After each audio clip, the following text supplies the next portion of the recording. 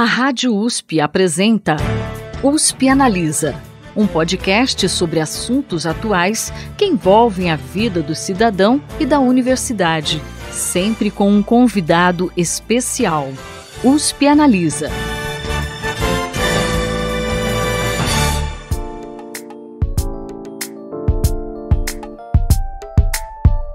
Alvo de intensos ataques durante a última gestão do governo federal, a ciência brasileira agora busca se recuperar. Os desafios passam pela reestruturação de instituições, recomposição do financiamento e até mesmo pelo reestabelecimento de laços com o poder público e com a própria sociedade. Para falar sobre esse processo, o USP Analisa conversa neste mês com o presidente do Conselho Nacional de Desenvolvimento Científico e Tecnológico, Ricardo Galvão. Professor, seja muito bem-vindo ao nosso podcast. Obrigado, Thaís, obrigado pelo convite. Sempre é muito emocionante para mim falar com a comunidade da USP. A gente sabe que a ciência brasileira passou por uma série de dificuldades durante os 4 anos da última gestão, o que inclui não só ataques à credibilidade das instituições, como também corte severo de recursos. Por isso eu gostaria que o senhor começasse a nossa conversa dando um panorama de como encontrou a estrutura do CNPq assim que assumiu como presidente do órgão.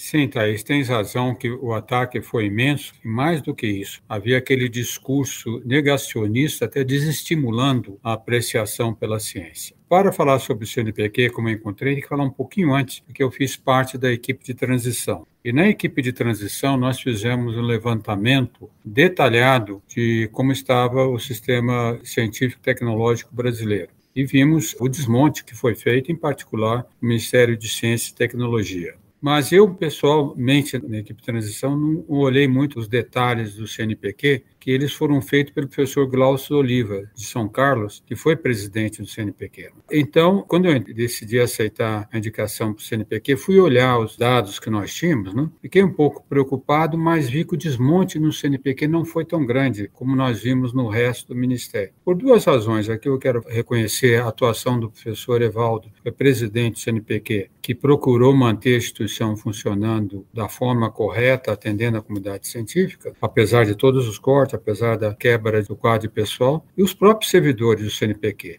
que tiveram resiliência e souberam manter a instituição atendendo, dentro do possível, né, as demandas da comunidade científica brasileira. Então, tem alguns problemas mais de ordem estrutural que tem que ser acertado, mas não que tenha que drasticamente ser alterado. Quais são as ações que o senhor pretende realizar no CNPq, pensando tanto no quadro de servidores para melhorar a estrutura, quanto em recursos orçamentários e também na infraestrutura de tecnologia da informação, já que a instituição sofreu recentemente um ataque hacker e também passou por um apagão de dados na última gestão?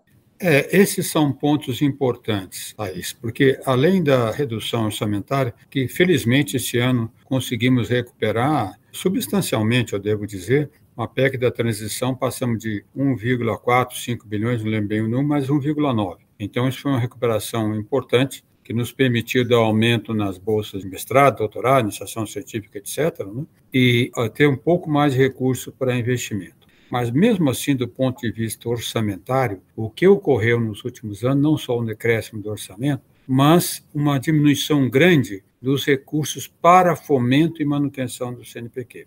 Então, atualmente, o CNPq gasta cerca de 90% de seus recursos no provimento de bolsas e só 10% para investimento em projetos de pesquisa e a própria manutenção do CNPq. Então, nesse momento, nós estamos com a nova diretoria indicada, que é gente de muito bom nível. Então, nós vamos procurar agora trabalhar fortemente, porque está no momento propício. Exatamente agora, início de governo, nós trabalhamos no PPA, o Plano Plurianual. Então, vamos trabalhar para colocar mais recursos, aumentar os recursos do CNPq, mas principalmente em investimentos. Não vamos diminuir das bolsas de jeito nenhum, mas queremos que a proporcionalidade foi como já foi historicamente no passado no CNPq. Essa é a primeira ação muito importante com relação a recursos.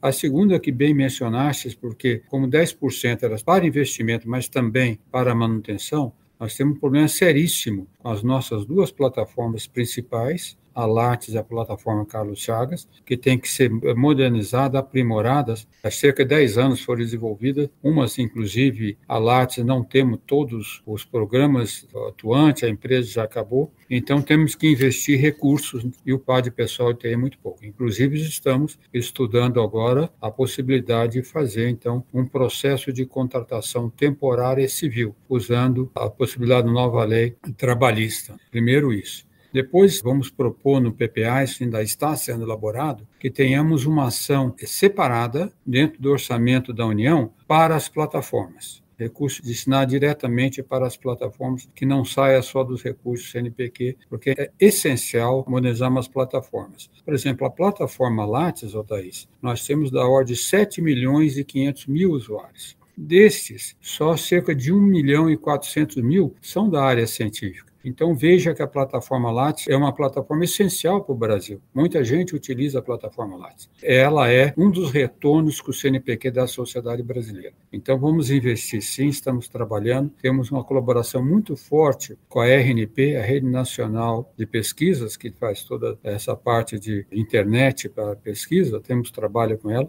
Ela está nos ajudando a desenvolver todos os métodos para os ataques. Na verdade, não foi, nas últimas semanas, não foi mas foram 5 ataques hackers, muitos sérios, nós estamos resistindo, mas temos que ter uma atuação até preventiva. Isso não é fácil. E isso não tem solução definitiva. Isso é uma doença que sempre existirá e nós temos sempre que estar preparados para evitar que seja atacada. Então, nós vamos atuar certamente nesses 2 pontos de uma forma bastante assertiva. E como o senhor bem mencionou, um dos seus primeiros anúncios como presidente do CNPq foi o aumento do valor das bolsas de pesquisa, que estavam sem reajuste há quase 10 anos. Apesar desse incremento, em 40% para os alunos do mestrado e doutorado, 27% para os pós-doutorandos e 75% para a iniciação científica e docência, a gente sabe que isso não é suficiente para compensar toda a inflação do período. O senhor pretende instituir alguma política de reajuste? Como que estão as tratativas nesse sentido? Bom, no caso das bolsas de mestrado e doutorado especificamente, a avaliação da Agência Nacional de Pós-Graduação é que para compensar a inflação de 2013 para cá, o aumento teria que ser da ordem de 70%. Mas nós sabemos que em nada nós podemos compensar diretamente a inflação, né? E seria ingênuo de nossa parte pensar que o novo governo vem e resolve todos os problemas. Então, fizemos o máximo possível. Aliás, algumas das sociedades científicas que mandaram mensagens para a equipe de transição propunham um aumento só de 30%. Porque o aumento do CNPq e da CAPES, nós articulamos para que os aumentos fossem compatibilizados, afeta também as fundações de amparo à pesquisa estaduais. Então, o próprio presidente da Fundação de Amparo à Pesquisa, aliás, da Confederação CONFAP, professor Odir de Lagostin, mencionou que algumas FAPs se sentiram agora numa situação difícil. Então, não é simplesmente dar o aumento permitido pelo orçamento ou não, mas tem uma articulação muito grande. E foi o aumento, Thaís, emergencial. Foi o aumento principalmente proposto pela Academia Brasileira de Ciência e pela Sociedade Brasileira de Progresso da Ciência. Eles foram levados em conta e fizemos o aumento dentro daquela perspectiva. Agora, não podemos manter uma situação que as bolsas de mestrado e doutorado desde 2013 não tiveram aumento, e tem outras bolsas também importantíssimas, que são as bolsas de fomento empresarial, por exemplo, e as bolsas DTI, que não têm aumento desde 2010. Então, o CNPq está agora fazendo um estudo detalhado de como aumentar essas bolsas. Mas retornando mesmo às de mestrado e doutorado, que são absolutamente essenciais, e pós-doutorado, do ponto de vista acadêmico, nós vamos fazer um estudo para que tenha um reajuste anual. O problema é claro que isso não depende só no CNPq, depende do Ministério da Fazenda, depende da Casa Civil, né? Então não é uma decisão só nossa, nós temos que elaborar planos e ter aprovado a nível mais alto do governo.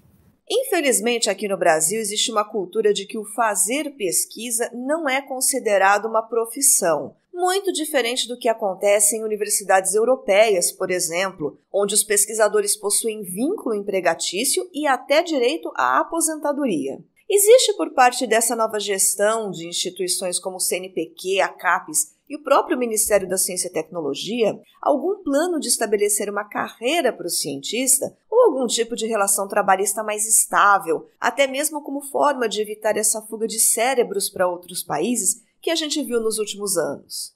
Vamos contextualizar essa pergunta de uma forma mais ampla. Primeiro, o próprio presidente da ANPG veio falar comigo e seus colegas sobre essa questão de profissionalização de cientista ou do pesquisador. Isto, na minha opinião, é um movimento errado. Por que significa profissionalizar? É criar-se um conselho regional, uma lei aprova um conselho regional, que a pessoa tem uma inscrição e só quem está lá pode fazer aquilo. Não teria sentido criar um CREA de pesquisador, que só quem tem aquele CREA possa pesquisar. Então eu chamei a atenção a deles, um pouquinho de cuidado. O que eles desejam, vamos interpretar o que desejam. Foi exatamente o que tu dissestes. Ter um contrato de trabalho. É isso que está se falando. Nesse sentido, e colocando nisso, eu e a professora Mercedes Bustamante, a presidente da CAPES, estamos formando um grupo de trabalho para estudar a viabilidade de usar a lei que foi aprovada ainda no governo Temer, que permite órgãos públicos fazer contratações temporárias até 4 anos. Então, nós estamos estudando a possibilidade, aí eu não quero animar todo mundo, porque o estudo jurídico é complexo, não é imediato. Mas queremos fazer um estudo que as bolsas se tornem contrato de trabalho temporário, renovável a 4 anos e CLT, que não dê obrigação nenhuma do empregador, entre aspas, de manter aquilo. Eu fiz meu pós-doutorado na Holanda e eu era da equipe que julgava exatamente esses contratos de trabalho quando eu estava lá. Eram renovados a cada ano, baseado em relatórios e durante 4 anos. Não era mais renovável. Se não me engano, a Argentina tem isso também, o SEMAT na Argentina tem isso. Então, isso está sendo estudado. Isso seria a profissionalização, entre aspas, que eu entendo que os jovens queiram. Não sei se isso vai ser possível, mas pelo menos queremos que uma coisa que já se foi bem falada há muito tempo e nunca foi implementada, que pelo menos eles têm, por exemplo, um seguro de saúde contemplado. Então, essas medidas estão sendo tomadas, eu espero que, se o estudo for aprovado, a pós-graduação seja mais atrativa pelos alunos. Porque tens razão, para eles, não basta só o valor da bolsa, eles querem ter algum tipo de segurança no seu trabalho. E isso vai nessa direção do contrato temporário de trabalho.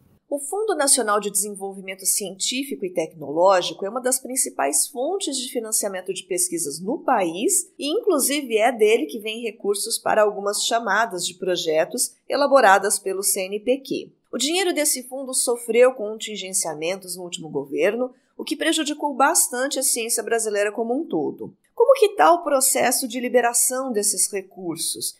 E existe algum tipo de diálogo entre as instituições governamentais ligadas à área da ciência e tecnologia, no sentido de implementar mecanismos que impeçam novos contingenciamentos em gestões futuras? Bom, começando pelo final da tua pergunta. Essa articulação já foi feita. A Academia Brasileira de Ciências, a Sociedade Brasileira de Progresso e Ciência, ainda no final do ano passado, com uma articulação com o Congresso, foi aprovada a lei que proíbe o contingenciamento dos fundos. Então, a lei está aprovada. Quer dizer, isso foi uma articulação muito importante da ABC com a SBPC com o Congresso Nacional. Mesmo assim, o presidente Bolsonaro fez aquela medida provisória que contingenciava os fundos até 2027, fazendo uma liberação gradual. Então, neste ano, por exemplo, os fundos do FNDCT seriam contingenciados a cerca de 40 e poucos por cento, 50%. E na equipe de transição, nós fizemos a proposição que o governo, ao logo entrar, articulasse com o Congresso, que a medida provisória fosse tirada do Congresso. Não conseguimos êxito nisso, mas conseguimos um acordo com o presidente da Câmara Federal, o deputado Lira, de não colocar em votação. E com isso ele não colocou em votação o fundo e que caducou no comecinho de fevereiro. Mas caducou não significa que os recursos retornem, que cerca de 4 bilhões e pouco de reais, porque não estavam previstos no orçamento. Porque, como ele fez a medida provisória, não previu no orçamento. Então, o governo atual vai ter que fazer então, uma requisição ao Congresso de complementação orçamentária. Isso não foi feito ainda, eu sei que está sendo estudada pela Casa Civil, a ministra Luciana Santos está participando das discussões, outros ministérios, sendo aprovada, então nós teríamos pouco mais de 4 bilhões de reais, que seria realmente um grande fôlego, mas eu tenho plena confiança que o atual governo respeitará a lei, e a lei já proíbe o contingenciamento. Segundo dados do Ministério da Ciência, Tecnologia e Inovação, as mulheres atualmente ocupam 60% das bolsas de iniciação científica, mas representam apenas 35% das bolsas de produtividade, que correspondem ao topo da carreira científica no Brasil. Que ações a sua gestão à frente do CNPq pretende implementar para reduzir essa desigualdade de gênero na ciência brasileira? Bom contextualizar também historicamente. Atualmente, as mulheres, nas bolsas de iniciação científica, como disseste, elas quase 70% nas bolsas CNPq, e em mestrado e doutorado atingiram a equidade, né? Cerca de 50% homens e mulheres, hoje, nesse ano, um pouquinho mais mulheres em doutorado e em mestrado. Bem disseste, na bolsa de produtividade e pesquisa não é assim. Os homens estão com 70%, um pouquinho menos, desculpe, 65%, mas o que interessa é que essa diferença ela vem desde 2016 e tem se mantido. Agora, essa é a consequência, primeiramente, vamos analisar bem o dado, uma consequência da evolução histórica, porque há 10, 15 anos atrás, as mulheres também não tinham equidade nas bolsas de mestrado e doutorado. Então, esse progresso que elas tiveram significa que tem mais doutoras sendo empregadas e isso vai refletir ao longo do tempo em mais bolsa de produtividade, não tenho dúvidas. O problema é que essa equidade de bolsas de doutorado, que leva então às bolsas de pesquisa, chegou numa época que tem poucos concursos nas universidades. Nem todas foram empregadas como deveriam e tiveram carreira mais dificultada. Mas eu tenho primeiro esperança que a própria evolução histórica vai levar na direção de maior equidade nas bolsas de produtividade e pesquisa. Mas, mesmo assim, nós vamos ter ações assertivas. Nós estamos agora no processo de nomeação dos membros, reposição parcial dos membros dos conselhos assessores em todas as áreas de pesquisa. Logo que eles forem nomeados, vai ter uma diretiva do CNPq, da presidência, para que essa questão de gênero seja levado em conta. Então, quando se faz a classificação de uma bolsa de pesquisa, Thaís, os projetos mais avançados se destacam logo. Mas a grande maioria que fica no meio, há pouca diferenciação. Aliás, a professora Márcia Barbosa, que agora é secretária do Ministério de Ciência e Tecnologia, ela fez um estudo muito bom, mostrando que essa diferenciação, se variasse, não significaria mudança nenhuma. Então, nós temos que passar ao CEAS, na verdade, não é só a igualdade de gênero, diretiva em 3 aspectos, que quando houver igualdade, mais ou menos, de projetos, na decisão seja levado em conta igualdade de gênero, a questão racial, que eu vou falar sobre ela agora mesmo, e a questão de distribuição territorial. Na igualdade de gênero, sabemos como fazer. Na racial é mais complexo, porque nós não temos os dados históricos. Os pesquisadores não eram requisitados a colocar a raça ao fazer a sua aplicação. Nós temos agora eles colocam, não é obrigatório, nunca será obrigatório, mas muitos colocam quando assim o desejam. Então, nesse ano, nós já temos levantamento sobre isso. E o outro é a questão territorial. Então, quando se faz uma equiparação entre projetos mais ou menos no mesmo nível, até com pouca diferenciação, mas que venha, por exemplo, de regiões como o Norte, o Centro-Oeste, ou locais que tenham menos qualidade, que isso seja levado em conta ao atribuir as bolsas. Então, essas são as medidas que nós tomaremos mais assertivas para tentar reverter essa desigualdade. No evento em que houve o anúncio do reajuste nas bolsas da CAPES e do CNPq, o presidente Lula falou sobre a possibilidade de trazer a ciência para a formulação de políticas públicas estratégicas. Qual a importância dessa sinalização e como que o senhor pretende dialogar com o governo para ajudar a tornar isso uma realidade, ou seja, realmente trazer a ciência para a formulação de políticas públicas? Eu vou falar sobre isso só para fazer um comentário ainda sobre a pergunta anterior, que tem algo que eu não disse. O CNPq, na questão de gênero, sempre teve programas muito propositivos para incluir mulheres na ciência, né? Chamado Programa Meninas na Ciência. Vocês viram que agora, recentemente, a ministra Luciana Santos anunciou a chamada que nós vamos colocar 100 milhões de reais para as chamadas nesse programa de Meninas na Ciência. Só para ter uma ideia da dimensão disso, e o CNPq já tem historicamente várias medidas, valorizar cientistas, etc., muito elogiados. Os 2 programas anteriores de Mulheres na Ciência foi 8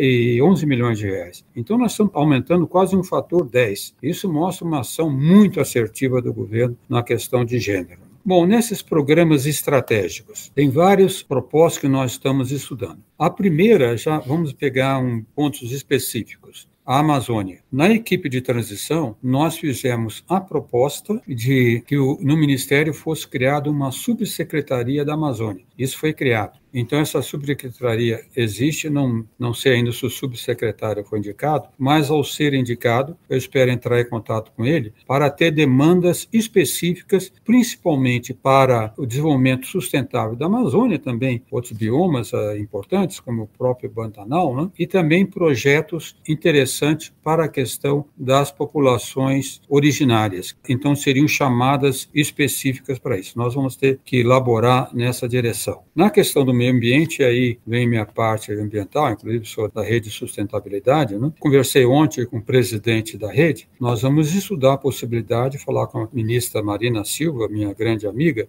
que nós façamos uma colaboração com o Ministério do Meio Ambiente para também ter chamadas diretamente relacionadas à questão do desmatamento e desenvolvimento sustentável usando a biodiversidade da Amazônia. Já teve no passado, mas queremos reforçar essas ações, né? Veio recentemente o professor Saraiva, da Escola Politécnica, veio nos conversar conosco e nós vamos estudar agora com ele também fazer chamadas de projetos especiais para a questão da fome, da alimentação, para diminuir o problema, então estudos que fazem nessa direção. Já existe um Instituto Nacional de Ciência e Tecnologia, um INCT, né, que estuda a questão da fome, mas talvez nós possamos ampliar essas iniciativas. E outras que estamos ainda estudando, estou esperando toda a diretoria assumir para especificar com cuidado.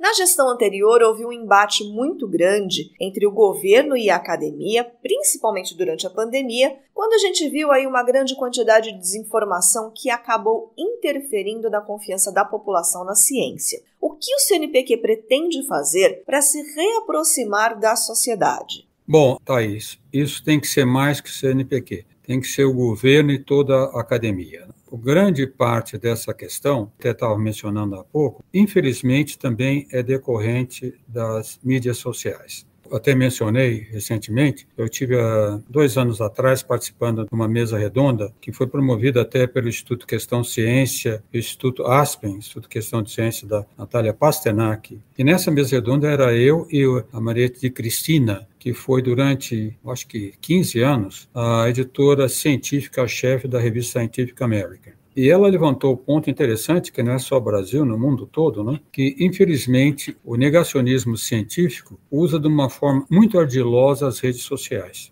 E acabou criando nas redes sociais uma ansiedade na sociedade de ter respostas rápidas e não complexas. E muitas vezes essas respostas vão ao encontro do que eles querem acreditar. E muitas vezes esse negacionismo usa isso intencionalmente de forma ardilosa. E ela chamou a atenção, ela está correta, que nós, comunidade científica, não aprendemos ainda a saber lidar bem com isso. No passado, por exemplo, nós temos o grande exemplo da USP, meu grande amigo, recordo com muito saudosismo dele, o professor Ernesto Hamburger, que fez Estação Ciência na Lapa, fazia divulgação científica e assim por diante. Isso não basta mais para os jovens. Não vamos trazê-los tão facilmente para a Estação Ciência. Temos que saber atuar nas redes sociais. E isso nós vamos ter que aprender. E do ponto de vista do CNPq, é pensar, nós estamos vendo como podemos talvez fazer chamadas nessa direção. Não é um problema simples, não é uma questão simples para ser equacionada, mas sim terá um estudo de como trabalhar do ponto de vista do CNPq. Mas retorno que precisa de uma ação articuladora forte do Estado, inclusive, na minha opinião, revendo completamente a Base Nacional Comum Curricular, que vai na direção de diminuir a importância das ciências naturais no ensino médio. Isso tem que ser revisto. Tem que aumentar fortemente os trabalhos de laboratório no ensino médio. Então, tem muitas ações. Principalmente o Ministério da Educação tem que atuar nessa direção. Infelizmente, o programa de hoje está chegando ao final. Nós conversamos com o professor Ricardo Galvão, presidente do Conselho Nacional de Desenvolvimento Científico e Tecnológico, CNPq. Professor, a gente deseja boa sorte em sua gestão e deixamos o USP Analisa sempre aberto a vocês para discutir questões importantes para a pesquisa brasileira. Obrigado, Thaís, pela oportunidade e meu abraço fraterno a toda a comunidade da Universidade de São Paulo. O USP Analisa deste mês fica por aqui. Até a próxima! Você ouviu USP Analisa, um podcast da Rádio USP Ribeirão em parceria com o IEA, Instituto de Estudos Avançados, Polo Ribeirão Preto.